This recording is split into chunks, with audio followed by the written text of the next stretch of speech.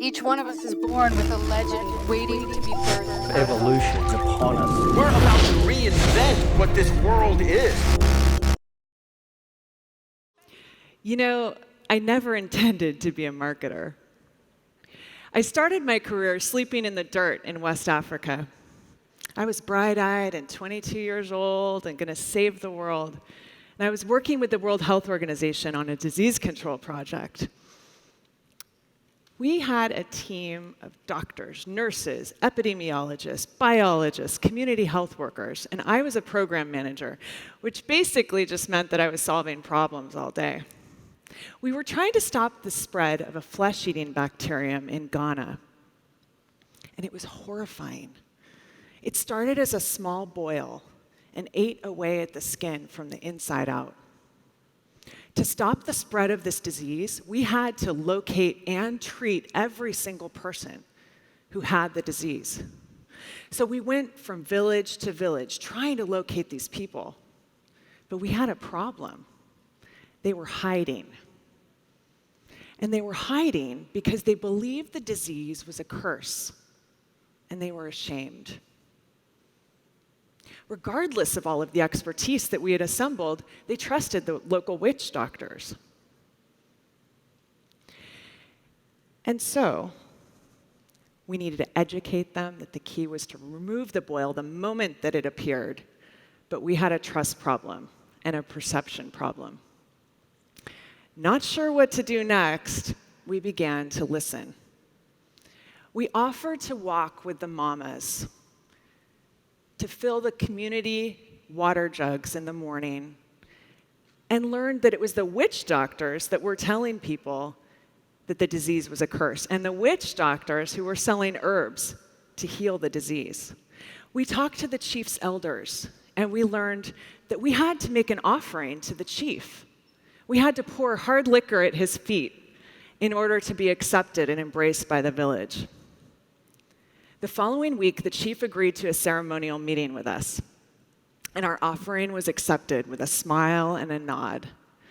15 minutes later, the entire village gathered, and they brought their drums and their makeshift instruments, and a spontaneous parade erupted.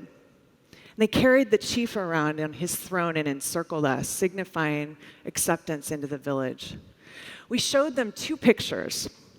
One was of the boil, and the second was of the resulting open wound.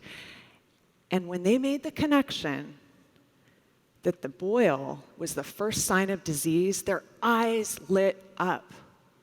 And then we went with the chief's elders, and we paid the witch doctors off to start immediately sending people to us for help instead. People came from all corners of the village, and one by one we treated them.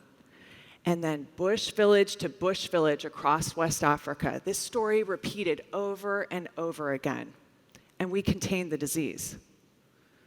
From this experience, I learned the power of group perception, the importance of trust, and the impact of empathy. A few years later, people started to gather in online communities that behaved in pretty similar ways to these West African villages. I was working for Microsoft at the time, and we were trying to launch the first Xbox and convince gamers to switch from Sony and Nintendo, who dominated the marketplace for decades. I was given responsibility for a launch title called Halo. And my job was to engage and influence gamers. These gamers were notoriously difficult to reach and had no interest in being influenced. And so, with no playbook for how to do any of this, I just started to listen. I was given the title franchise manager, a made-up role which meant I could do a little bit of everything. I found myself playing Halo at midnight with a bunch of smelly, nocturnal guys. And the whole premise of the game was that you were trying to save Earth from destruction by an alien invasion. And I watched with the glee that they had as they were able to stop the evil forces, and the camaraderie they felt as they teamed up to fight a greater force than any of them could fight alone. And the satisfaction they felt from imagining that they were the hero, Master Chief. And as I joined them, I have to admit, I felt the same satisfaction. All management really wanted us to do was sell more games. But the gamers loved the story, so we published a best-selling novel series. And the music invoked incredible joy, so we released an award-winning soundtrack. They wanted to be connected in real life. And so we launched a national scavenger hunt. And they could not get enough content. So instead of releasing games every 3 years, we changed our business model and began releasing game levels continuously. But most of all, we connected them to each other in a community. And we built one of the most devoted fan bases in history. When Halo 2 launched in 2004, it was hailed as the largest entertainment release of all time, beating the highest-grossing blockbuster movie sales in the first 24 hours. And we moved the Microsoft stock price. This was all uncharted territory. This was the land of things that had never been done before. And it could be a bit terrifying at times. Truthfully, I've realized that anytime, the most interesting moments in my career were all when I was in the messy gray space, because it's really the unknown where all of the opportunity lies. So I learned that doing interesting work takes courage. And I learned to be comfortable with being uncomfortable.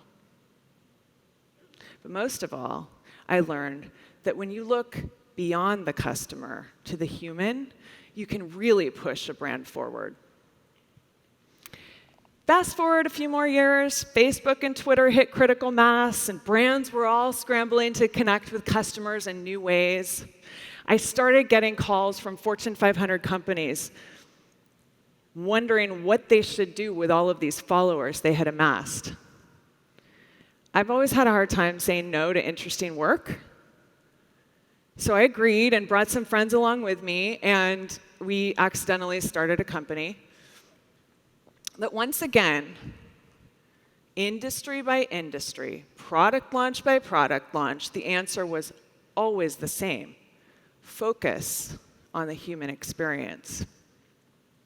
A few years later, we sold that company to Deloitte, and I remember on my first day thinking, how did I get here?